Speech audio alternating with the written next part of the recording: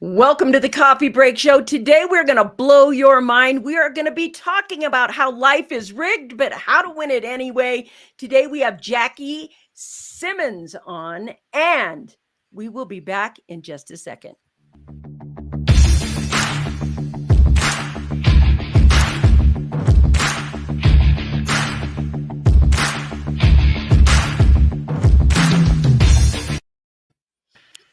Welcome to the Coffee Break Show by the Metadone Digital Network. I am so glad you guys are on today. Today, I want you to meet somebody that I absolutely love talking to. It's the second time we've been on a show together. I want you to meet Jackie. Jackie, welcome to the Coffee Break Show. And today, I just want to say it's my turn to be the interviewer, and I'm here to have fun. So, grab your coffee. Today, we got an interesting couple of topics right here. And I want to dive into them both. First, I want everyone to know that you are a Tedx speaker. You have done quite a few things. You are a consultant, a coach, a mentor, and there are so many things that you've done that I think is so valuable. But when you talk about preventing suicide, when you talk about how to help people move past their feelings inside as you go forth, that's one thing. And then the next thing, because I think this is so interesting, you also do conscious business. And I know this because I do spirituality in business. So conscious business. And I want to spend a little bit of time today talking about them both. So would you be open to that for us today? Oh, sure. Let's see how confusing we can be. We'll just talk about them both at the same time. I want to start with, I want to know how you became part of the Suicide Prevention Society, and what you do. And I want to talk about your TED Talk too, as well. I didn't become part of the Teen Suicide Prevention Society. The Teen Suicide Prevention Society was founded by my 3 daughters and myself after my middle daughter gave the longest 7-minute talk I have ever heard. Wow. The idea of being involved in suicide was like the furthest thing from my mind on August 3rd, 2019. The day was sunny, already hot. The venue was outside of Sarasota, Florida. So August, Florida, muggy, hot. Early morning, get into the conference room. I greet the 12 speakers that I've trained to deliver messages that matter. One of them is my daughter, Stephanie. She's 37. Oh my God, I am so flippin' proud of her. She looked amazing. Her dark blouse and flowery skirt, her hair was pulled back in combs, and she was in that nervous, excited state you get into right before you give a talk. Mm-hmm. Her talk had everything in it, including a startling statistic. Great way to start a 7-minute talk, by the way. Pro speaking tip, a hook. Her statistic, 3,000 teens will attempt to take their own lives today in the U.S. Oh, God, that breaks my heart to even hear. Well, in the back of the room, I could feel the blood drain from my face. I had no idea the number was that high. I know. When you said it, I started to tear up. Like I'm fighting tears right now, just even thinking about that statistic. Yeah, well, that's not what was on my mind at that moment, because I didn't know suicide was her topic. And the next words out of her mouth were, when I was 14, after a bad day of shopping. Now, I had lived through this with her, but we hadn't really talked about it. I mean, outside of her getting professional help, she hadn't really shared it with anybody. So I certainly wasn't going to tell her story. She told her own story that day in front of a group of strangers. And just when I thought it couldn't get any worse, she said, well, first she did, great talk. Okay. It had everything in it, including comedy. Here's what she said. She said, after she says, outside of professional help, we didn't really talk about it, especially not with mom. Mom and I had the other talks. Mom and I had the talk about sex. We had the talk about drugs. We had the talk about alcohol. Then I went to college on a dry campus. That means the kegs are hidden in the showers of the girls' dorm. But we didn't talk about suicide. I still struggle with suicidal thoughts. In the back of the room, I went from pale to bone cold. Yeah. Only my 30 years of stress management training kept me from crawling into a corner and just crying, just bawling my eyes out. The struggles that she had faced alone, because I didn't have the courage to have the talk about suicide, I didn't want to know what could cause my own daughter that much pain, for sure. But even if I could have handled that, I was scared I would put the idea back in her head. It was quite a day. Yeah. She ended her talk by saying that over her suicide avoidant journey, she'd learned tons of coping skills. Now she wants to share those skills with teens before they need them. Those final words, before they need them, those 4 words started an echo. And that's what started the movement to make teen suicide a thing of the past. The Make It a Great Day movement is where we started. And that became the Teen Suicide Prevention Society during the COVID shutdown. That launched April 1st, 2020, because we couldn't get into schools. The school system was imploding under the weight of the shutdown. So we couldn't go and do the talks that we had planned on doing. So we published a book, but we couldn't go and talk about it. I had cases of books in my spare bedroom.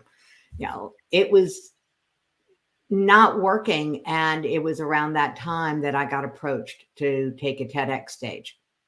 And my Tedx stage was set for May of 2020. So founded the nonprofit. It's supposed to take a stage. And the good news for me and for the whole world is that COVID shut down my stage. They shut down Vegas. And nothing was happening in Vegas in May of 2020. So that was really good news, because I got to launch the Suicide Prevention Show and start interviewing experts in all kinds of fields, anything to do with anything about making life better.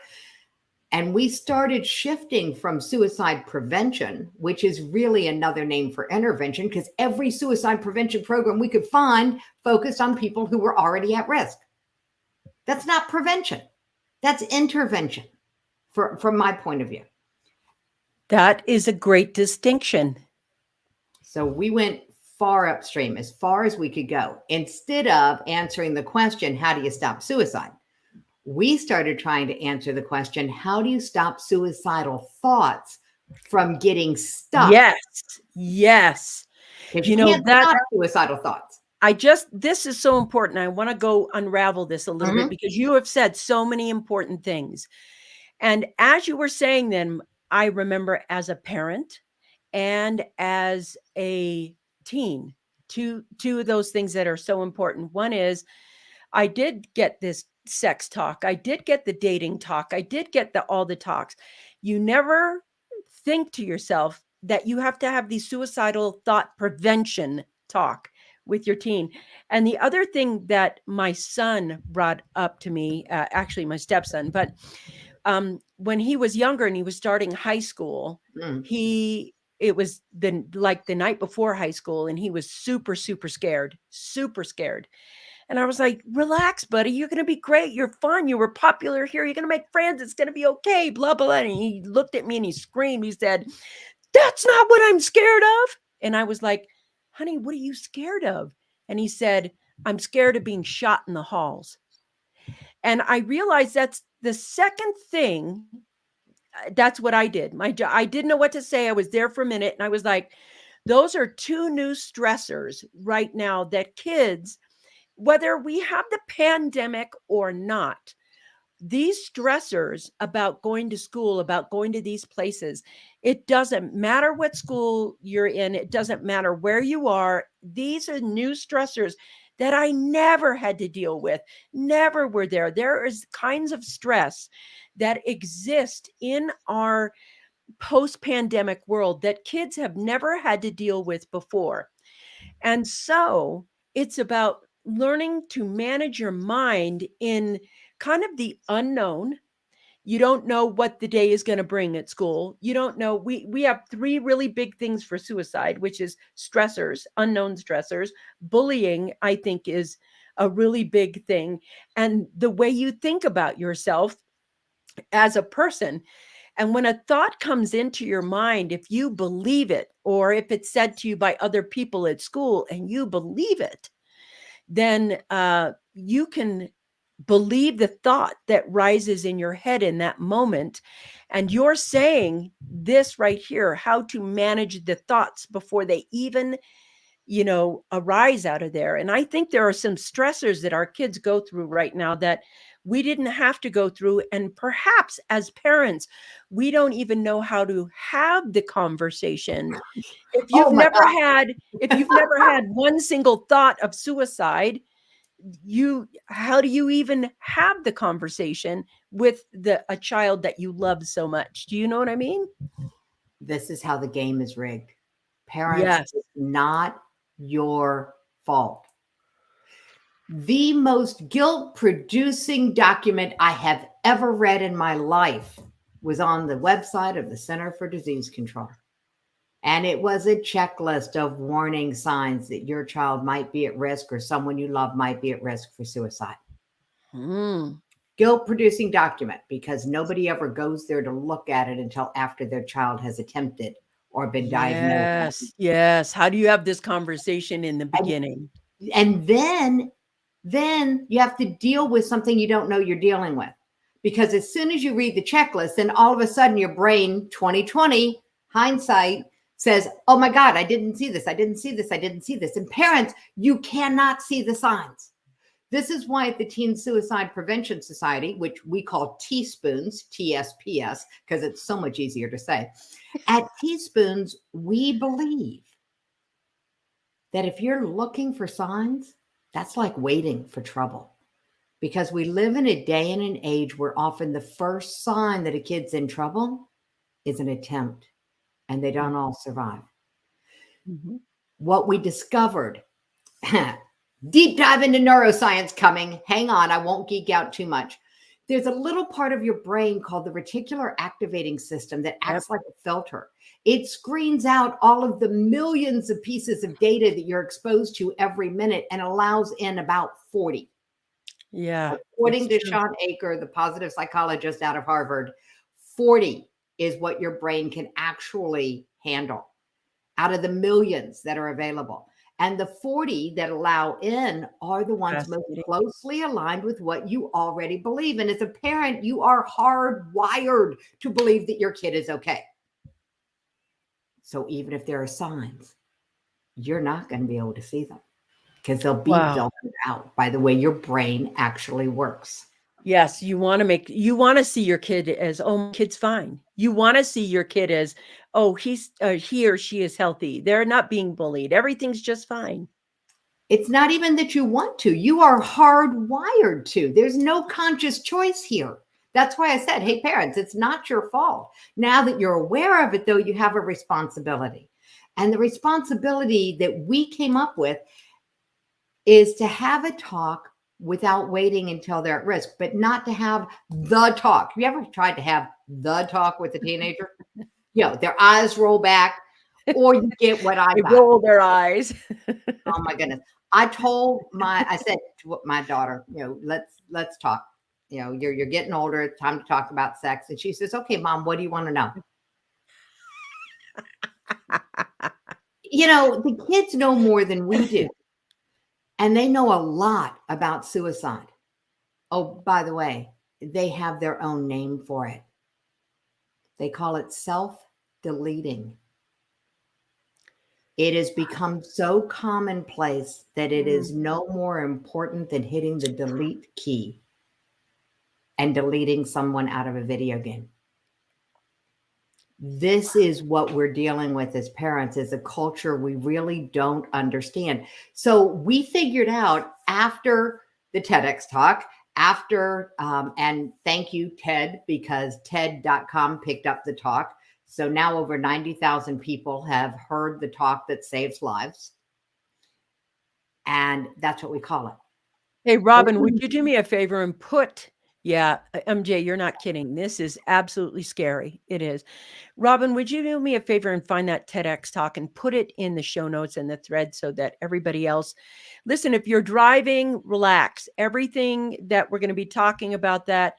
Good morning, Peter. We're having a really intense conversation this morning and trying to save lives. And I got to admit, Jackie, I am so choked up right now. I'm just kind of trying to breathe as we take a look at, teensuicideprevention.com. I'm just going to thank you for popping this. Suicide Prevention Society.com. Yeah. Okay. And so the there it is. talk is embedded on the main page. So on the home page, they can see it right there. Thank you. I just put it in twice so that you guys can see this. This is a very serious conversation. Thank you for this. It's in there. If you're driving, you're listening on iHeartRadio and Pandora or Amazon Audible. Welcome to the show, first off. Just relax. Everything's going to be in the show notes. Everything's going to be under the thread of the conversation. And if you are dealing with a teen right now or somebody in your life, or even yourself who is feeling like you have suicidal thoughts going through your mind, I just want you to breathe right here and know that there is help for you right now. I mean, there's help for you right now. That's a great idea. Why don't we give them help right now? Would you be willing to role play this talk with me? Let's do it. Let's role play a talk. All right, and here we go. We're gonna. Am I the parent or the kid? Parent? You're going to be the kid. Now I'm going to be the parent. Okay. So here's the invitation. Ready? Mm-hmm. Hey, I've decided to be part of the teen suicide prevention movement. They gave me a guide. I need to practice. Would you have 10 minutes to help me practice my guide tomorrow? Oh God, Mom. Okay. There it is. This works like a charm, and we'll talk about why it works in a minute. So you always set it up in advance. Do the role play. This is an important subject for today. Yes, it is, Peter. It is absolutely imperative. And I'm actually going through this conversation with her, and the data in the beginning of the show when she started, I still have it rolling in my head. My heart is still up in my throat. There is nothing more that we love than our children and our loved ones. And this is a conversation, what you said earlier about this right here. Self-deleting. That's the word that they use right now, self-deleting. And I want to ask you, Jackie, I don't know if you know this or not, and I just am curious.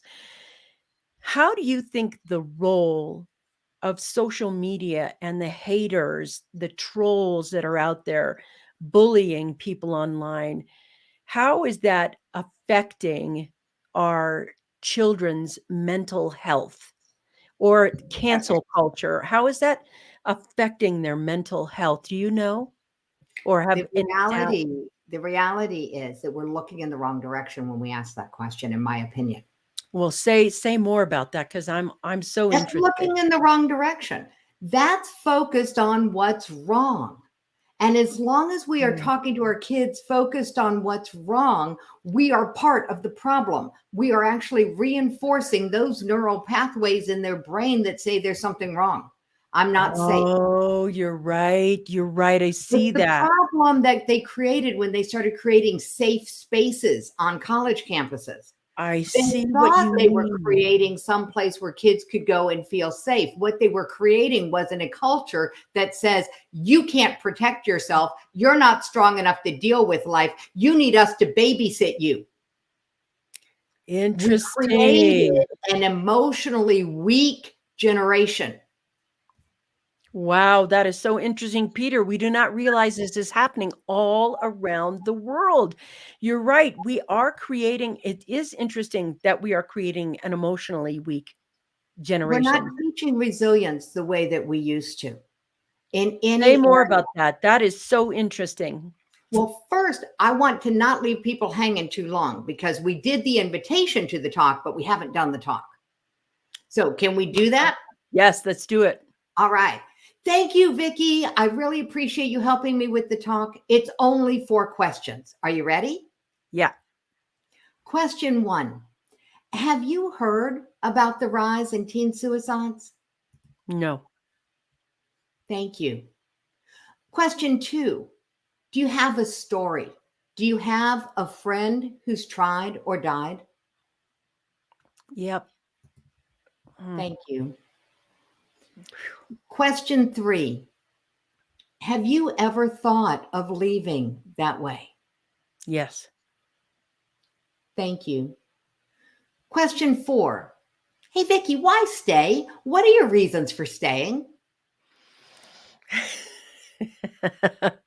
Well, for me, hindsight being 2020, because I haven't had a suicidal thought in 100 years. I'm staying because my future is so much brighter. And I know it is because I've arrived at my future. And that pain is a moment in time. It's not my life. Cool. Why else?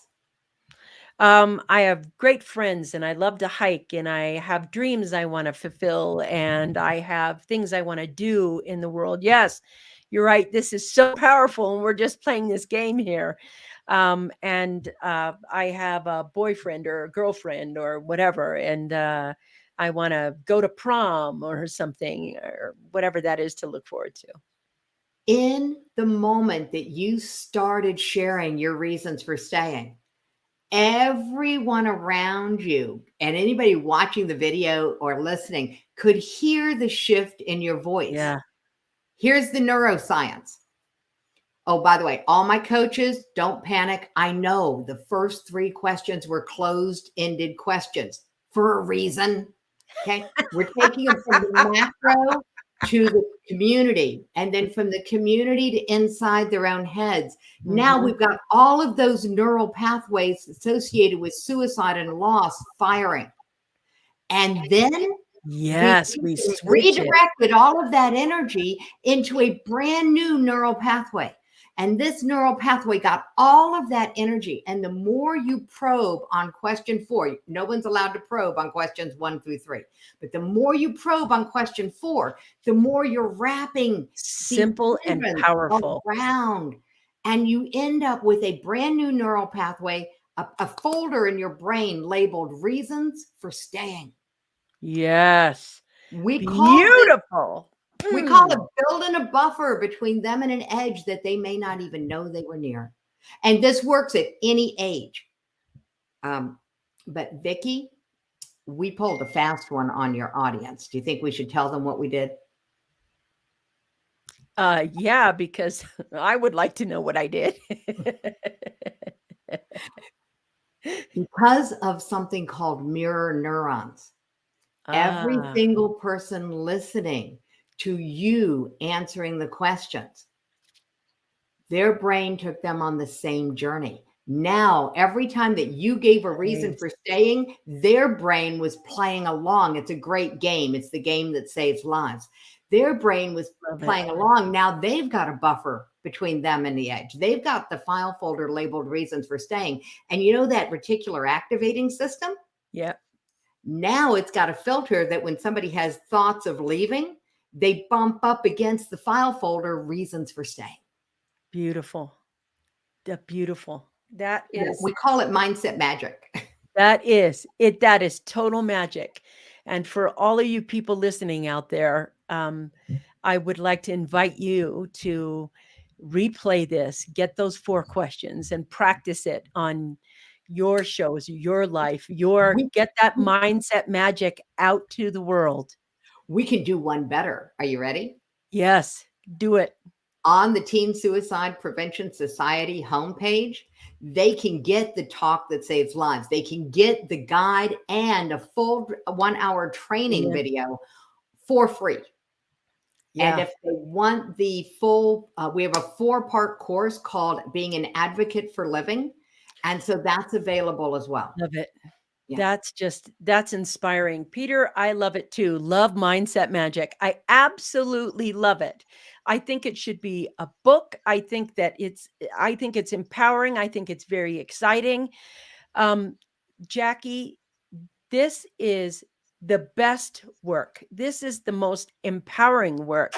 Here is the link. The link to the form is already in there. And we're going to go ahead and excellent for everyone. It sure is. And what do you got there? Show me. The book. Here it is. Make it a great day. The choice is yours. This way. Yeah, we go. This is the books, including the TED Talk that saves lives, benefits the Teen Suicide Prevention Society. Now, somebody has got to be looking out for our kids, and that somebody has to be us. Now, we don't know what we don't know. We don't know if just looking out for a kid is great, but there are adults and young adults in their 20s and 30s and older adults, males in their 45s to 50s and up.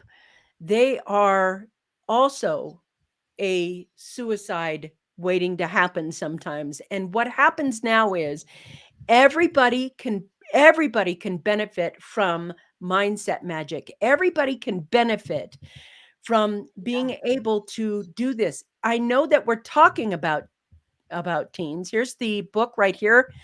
Go ahead and support this Teen Suicide Prevention Society. Buy a book.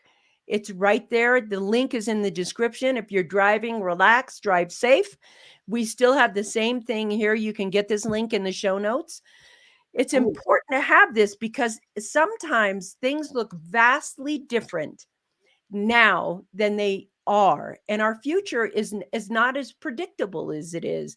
And you may think to yourself some unhealthy thoughts. You aren't your thoughts, and your life aren't the thoughts that you're thinking. You get to move that. So now I'm sorry, you're just hitting my hot button. Go. Get that hot button going. Suicidal thoughts are normal. Freud said that suicidal thoughts are simply part of our natural negative bias, our worst case scenario problem solving.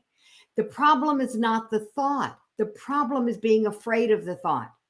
Because when you're afraid of the thought, when you've got the emotion around the thought, what do you try to do? I know. See this? What? I know. I'm on this question right now. I'm like, what? Okay. When you're thinking, all right, here, I'll show you. Yeah. Hey, Vicki, don't think about an elephant. I get that. Now the pink one is in my head. What happens when someone has a suicidal thought? They recognize it as a suicidal thought. We don't always recognize them. They sound like, I'm not going to live this way again. They sound like Scarlett O'Hara, as God is my witness. That's what a suicidal thought sounds like at first. And then it starts to sound like, why stay? Except in a very negative way. It's, why not? And we actually created the Why Not workbook to help people understand how easy it is to break out of the negative cycle. But we get into the negative cycle when we're afraid of the thought. So someone has a thought, it's really yucky. It's like, I can't handle this anymore. I don't want to be here anymore. These are the common expressions. And they don't know who to talk to about it. They don't want to. And here's the top reasons why people don't talk about their suicidal thoughts. I don't want to be a problem for anybody. Reason number one. Reason number two, I don't want to have to go see somebody. Reason number three, I'm afraid of the 72-hour psychiatric hold, that they might take me and make me go somewhere for 3 days, because that does happen in some states. Most providers use a great deal of discretion. They're very compassionate. And the director of the Suicide Institute in New York City got escorted in a wheelchair from his new primary care doctor's office to the psychiatric intake ward because he answered honestly on his intake form that, yes, he's had suicidal thoughts in the last 6 months.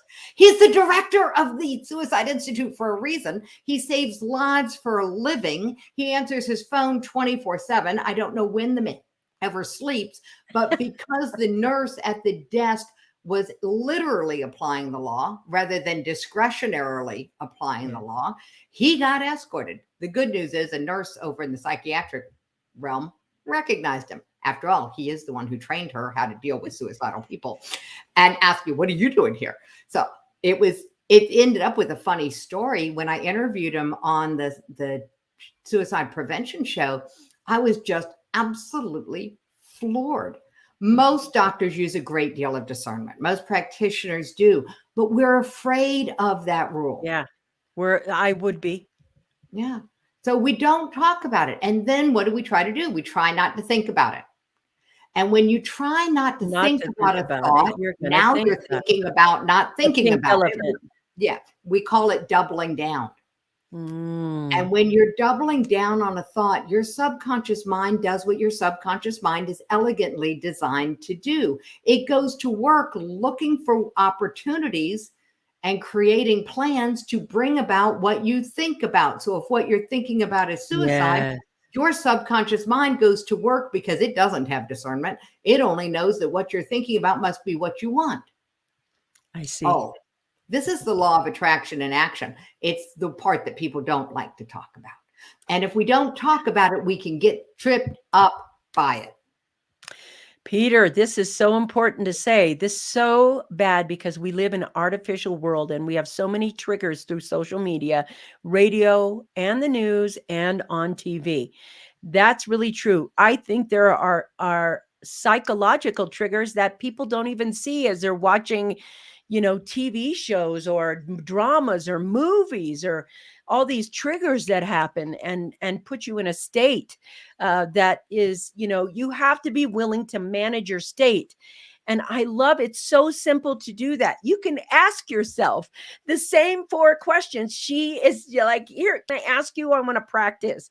And oh, thank you. And I loved the way I love the simplicity by which this whole thing is.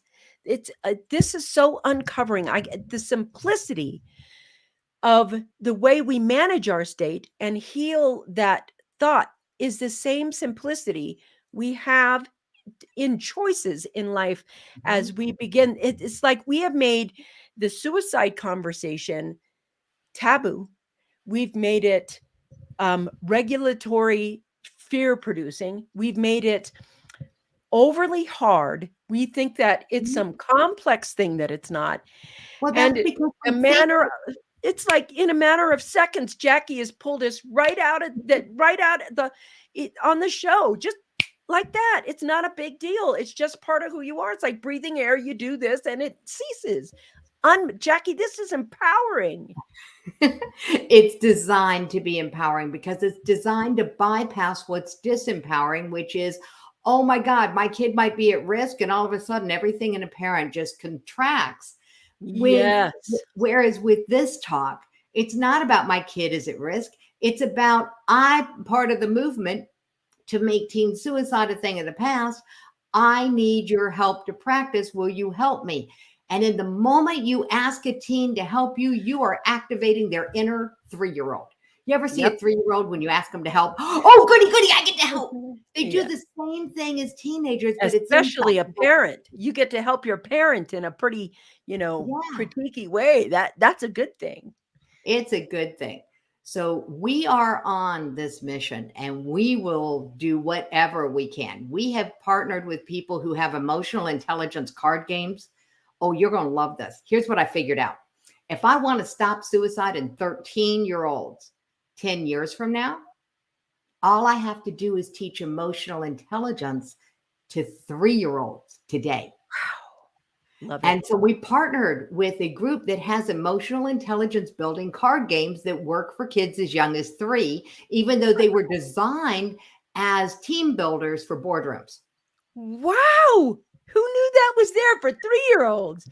Yeah. This is fantastic. You are a plethora of information today that is changing the world, the conversation, and the topic.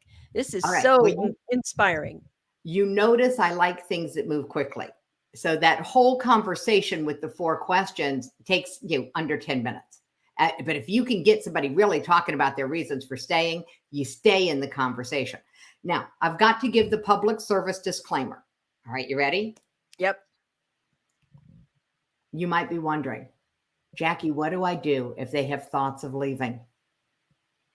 Well, 1, you don't probe. That's question 3, no probing. You just say thank you and you ask question 4, reasons for staying.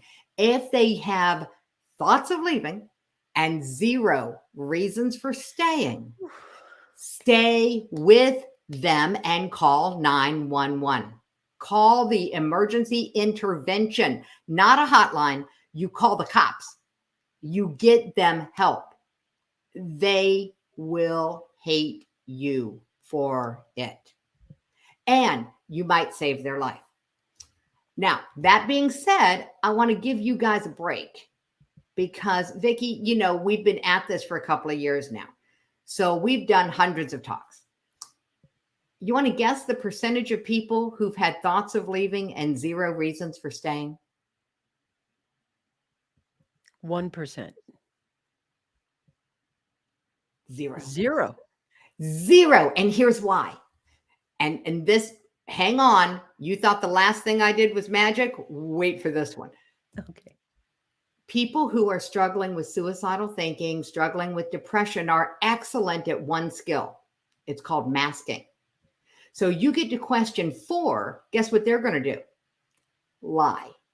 Mm-hmm. You ask them, what are your reasons for staying? Why stay? They are going to lie. They are going to tell you that whatever they can make up. And it doesn't matter. Why? Because what's coming out of their mouth to the question, reasons for staying, is being absorbed by their ears and into their subconscious mind. And they're building out the same file folder.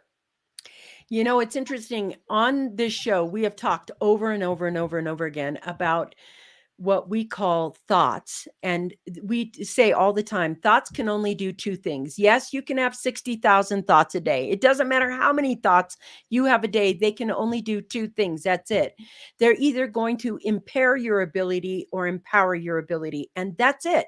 That's the only 2 things they can do. And it's the difference between what we're doing now is just changing impairing thoughts and in turning them into empowering thoughts. Whether they lie or not, the brain doesn't know. It's just saying empowering thoughts, and it throws those empowering chemicals in your body, and bam, it's just amazing how this is. We did get a 30-day mental fast, not watching negative shows or doing contact with negative people. That's very interesting because I think one of the things that we're talking about here is when you're in a position where you're at a high school or grade school, wherever you are, you don't get to have that mental fast. You get to get served. I mean, all school is a lot of indoctrination in the mental capacity. And it's a lot of peer pressure. It's a lot of, you don't get to remove yourself from that until you're done with school and you're out of that way. But as an adult, I've done the mental fast too. Like, I don't watch TV. I don't watch it. And I'm super careful about what I read. I don't read things that are disempowering or whatever. Well, yeah. But there's self-care as an adult that you can put into your life that anchors this state of mind that she is helping us anchor. Once it's anchored there, if a suicidal thought happens, it dissolves so quickly because the anchor is bigger than the suicidal thought. And this, to me, is how suicide can be literally eradicated, if you will. I hate using any kind of word like that, but you know what I mean? No, our mission statement at Teaspoons is to make suicide a thing of the past. That's our goal. We believe it's possible. The more we've played with neuroscience and emotional intelligence and building emotional resilience skills, the more amazing people have partnered with us. Do you know there's technology that if you play with it on your computer for 3 minutes, it improves your mood and attitude for 6 to 8 hours? Yeah, I actually have purchased. I forget the name of ours, but it's a whole system where it's just sounds and music that generate wealth and health and things in your body that you can listen to. They're like binaural. They've got something in Binaural them. beats. Yeah. That's right. And what's Yeah. fun is that there are so many technologies out there. The one that partnered with us, where they have scientifically validated that 3 minutes improves mood and attitude for 6 to 8 hours, they actually partnered with me. We created a vision board on steroids called Leaving Shouldville. And we put it where people can get to it and get a gift. They can get it for free and they can test drive the whole system. We call it putting on emotional Teflon. And so it's a mindset magic gift that everybody can have. Mm-hmm. We So love it. I want to talk about this right here. And for folks that have organic reasons for suicide, there are awesome programs using microdosing of psilocybin. I want to talk about the organic reason. Is there, does this work on someone who is organically, brain chemically, I don't know, disordered? I Okay, don't know what to say I'm that. gonna call it what it is. Yeah. There are people who have chronic suicidal thoughts. They call it suicidal ideation. The funniest comedian around, Frank Helm, talks about it all the time. And here's how he explains it. If you don't know someone who's struggling with this is what life is like. My car broke down. Do I get it fixed? Do I buy a new one? Or do I just kill myself? This is the conversation in his head every day, all the time, always. And here's why we went the direction we did at Teaspoons. Instead of trying to get someone to give up suicide as an option, I mean, let's face it. Have you ever tried to take a cell phone away from a 2-year-old? The minute you try to take something away, they hang on to it more. So we just sidestepped that whole conversation thanks to wonderful people like Frank, who was interviewed on the show. And we went, okay, suicide's an option. The only time that people take action on it is when it's the only option they can see. I see. Yes. People don't take their own lives because they want to die. People take their own lives because they can't figure out how to live. And that's why the reasons for staying is so important. Mm. The power of what we did today, Vicki, for everyone watching this, there's no way to measure the ripple effect of it. Just know that there was a shift. And in that moment, people had a bigger buffer between them and an edge. Jackie, I got to say that that's true for me. I can feel the shift that we created with this show. And when you said that shift, again, my heart is in my throat, where I'm looking at, people always talk about making a difference in the world, having an impact in the world, and being able to do this script in your own home and sharing it with friends. That's making a difference in the world. A difference in the world doesn't have to include fame and fortune and everything else. Making a difference in the world is taking a moment to do what we just did. It's so simple. It's so easy. It's so effortless. And the impact is so deep and so great. That's the kind of making a difference in the world that could take suicide and make it a thing of the past. And that is what I want to mention right here. If you really are, and if you're listening, I think for me, one of the best things you can do is go to that Amazon link and buy that book. Support support this mission. This mission is some of the most powerful work I've ever seen in my life in regards to that. And I want to thank you and your daughters for stepping into this often forgotten world where people don't even take a look at, or don't even think about, or don't, think about how to speak to their teens that would switch completely their entire life. This one little gift. We don't think So, about it because no. of two myths. There are two myths. The first one is that we could put the thought into their head. That is a myth. It is not possible to put a thought into someone's head. It won't stick around. Just ask any parent who's tried to get their kid to think a different way. The thought won't stick around if there's nothing for it to stick to. So you can't put the thought into their head. If it sticks, it's because they already had the thought. So you can't do this wrong. You can't do this wrong. The second myth is one that's even worse. The second myth about suicide is that if I talk about it, now I'm bringing down the world. When you want to talk about the scourge of toxic positivity. Oh, yeah, that's it right there. When you're afraid of talking about something unpleasant because somebody has convinced you that if you talk about something that's unpleasant, you're actually part of the problem. Whereas in my world, if you don't talk about it, you are the problem. When it comes to suicide, silence is not golden. Silence is deadly. That's beautiful. That is absolutely true. Silence is deadly. It's not golden. Thank you for that. The thing I think I like about this conversation is that it's not just that you demystified this. It's that we've made it approachable, implementable, and simple. Approachable, implementable, and simple. It's like we have made this topic so bloody confusing, and we've made it so complex, and we've made it so listen, to me this is important, and I'm going to throw this out here because I think it's so important. When we take a look at our teen, and let's say they come to you and they say, I'm having suicidal feelings.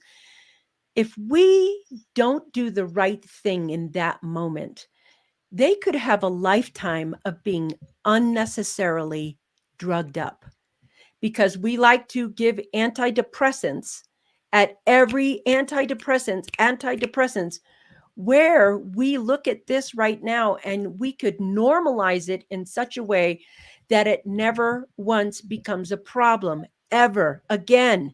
So simple. And I wonder if there's some underneath message, and I may even sound like a conspiracy theorist at this point, that it is more profitable for them to make it complex than make it as simple as you've made it, and how easy it is to solve. All right, we'll take it on. Let's talk profit. Thank you. The first people who supported the Teen Suicide Prevention Society was a pharmaceutical manufacturer who manufactures antidepressants for teens. When they first talked with me over a dinner table, because we got set side by side by accident, and he said, "Oh yeah, I heard you at the microphone. It was an event." And he said, "I heard you at the microphone. I wanted to meet you. Let's talk." He told me who he worked for, and I said, "I hope you don't mind, but my goal is to put you out of business." That's right. And he said, "Good." That's right. I like them already. They are actually, it was their organization that pushed us in the direction of forming a nonprofit, because they wanted to give us grant money, and they could only do that if we were a nonprofit. Beautiful. So they're not the bad guys. Guys, here's the deal. There are no bad guys. What there is a focus on what doesn't work. What works is a focus on God, I love that. There's a focus on what doesn't work. Oh, brilliant. And what do you get? The more you focus on what doesn't work, what do you get? More things that don't work. That's right. It's why if you focus on getting out of debt, you get more debt. If you focus on enjoying what you have, you get more to enjoy. It is just the way the brain works. And you talked about demystifying.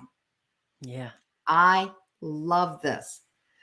This is my whole brilliant thing in life. If I'm good at anything, it is taking something really complex and confusing and conceptual and turning it into something that is concrete, universal, and picturable. I call it turning things into a cup.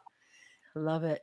When we can take something as confusing as the way people talk about suicide, and they talk about mental health, and they talk about mental wellness, and nobody knows what the difference is. The reality is it doesn't matter. What matters is not, is your cup half full or half empty? What matters is that it's refillable. Beautiful. That's it. It's just that simple. If you remember that you have a choice, that you have a choice in the meanings you assign, that you have a choice in the emotions. Now, most of us don't know this. Most of us are held hostage by the emotions that are stored in our bodies. We have habitual chemicals that get released. We were brainwashed from birth because we all have the same wiring that our common ancestor. Oh, by the way, you didn't know we were related, did you? Our common ancestor is a caveman named Og. Og. And so we all inherited his hard wiring. And we go into this in depth in almost everything I teach, because it's a super simple system that works every day, always. And once you know how it works, then you can play the game to win. And if you don't know how the game works, how are you going to win it? So I'm in it to win it. And so we teach, how do you access the emotional states in your body that are positive and powerful? And that's a half-day workshop where we literally create all of those groundings, what they call anchors in NLP. In 3 hours, people get a connection to soothing energy, the state of calm, and they get a connection to invigorating energy, that state of confidence and strength. Then we also create one for joy and love. It's called tingling energy. Mm-hmm. And for people like me, whose brain goes all the time, and I do meditation and I were not on comfortable terms, we actually create muscle memory for this place of stillness. Nice. So there is a place of instant stillness. And we created this workshop to give people a break from their bodies producing the stress cocktail, epinephrine, adrenaline, cortisol. What if in 1 second, because I do like speed, what if in 1 second you could turn off the triggers for fight or flight and turn on your body producing the counterbalancing chemicals? Love it. That's so empowering right there. Once a month we teach that. I think that is like, where can they find the next class? They could find the next class. Actually, I'll put it in. It's Success Journey Academy, but we use the initials SJA Event Hub HUB.com. And put they it in. I want to put it right in there. SJA Event Hub.com. And you can see everything that we're doing. We do a free masterclass every week on how to bust limiting beliefs. Yeah. Nice. I love simple. In a 4-step system, we call it the elephant walk. We just bust any limiting belief that's been holding you back. I call it the cure for imposter syndrome. Oh, beautiful. Yeah. I like to erase self-doubt. That's my goal in life. If we could erase self-doubt, I think we would eliminate suicide. That is beautiful. It's God, this is, I have to tell you, Jackie, I'm running towards 600 shows. Wow. Yes, this is what I'm telling you. This is so good. I'm running towards 600 shows. I have had everybody on. I had A-listers to people unknown, etc. I've had so many opportunities to learn so many things. And the way I feel right now about how you demystified suicide and emotional intelligence and self-doubt, the way you have cupped it is so empowering to hear. I can literally, I'm not kidding when I say I feel tingles coming over me as you can feel the conversation shift. You no longer have to be afraid of the conversations that are out there as a parent saying, oh my God, I don't know what to say. I don't know what to do. I don't know how to do this. There are answers right now. And I have to tell you Yeah, I know. I just want to put this up. Jackie, you're blowing my mind. You are dropping brilliance bombs every second. Thank you from the bottom of my heart. Look at this. These are great services that you offer, Jackie. Yes, it is. And here's the thing. If you are looking for answers, click the link in the description below. It is, you don't have to suffer. Suffering is optional. You don't even need it. It's here. It's simple. You can have so much more happiness, so much more opportunity, so much more confidence and self-love, self-direction and guidance inside you when you remove all these extraneous, unnecessary, unusable thoughts that disempower you. They're just thoughts. And what I want to say, Jackie, is that working with her is super fun. How you see her here is just how she is there. This isn't our first rodeo here. We're talking again. But this conversation is so empowering. It's so in depth and it's so beautifully done. If you want somebody who's doing the real work in the world, not the BS work in the world, you got to work with somebody who's going to be able to make a difference in you that stays, not that visits you and then you have to go back again and visits you and goes. You have something that you can anchor and stay. This is Jackie's program. This is Jackie's process. This is what she's bringing into the world. Now, I see in the private chat, I'm going to put this right here. It's SJA event, SJA event. And let me just pop it over here.com. I'm just going to pop it right in from Metadime. It'll be in the notes today. Yep. Jackie, you are an angel and you have done so much today on today's show. Whoever is listening in the audience, I'm going to ask you a favor, and it's a big one. I'm going to ask you to share the show out. I'm going to ask you to share it with whomever you can share it. Pull this link out. The more people that know about this, the more people that understand this, the more lives get saved, the more grief that parents don't have to experience, the more loss of self that people don't have to go through. My request from you today, and I've done 600 shows and only twice I've asked you to share a show, and this is time number 2. My request is that you share this show far and wide with as many people as you can. Yes, this is it. Thank you, Jackie. Yes, I love this right here. Angel with skin. Yes, I totally agree with that.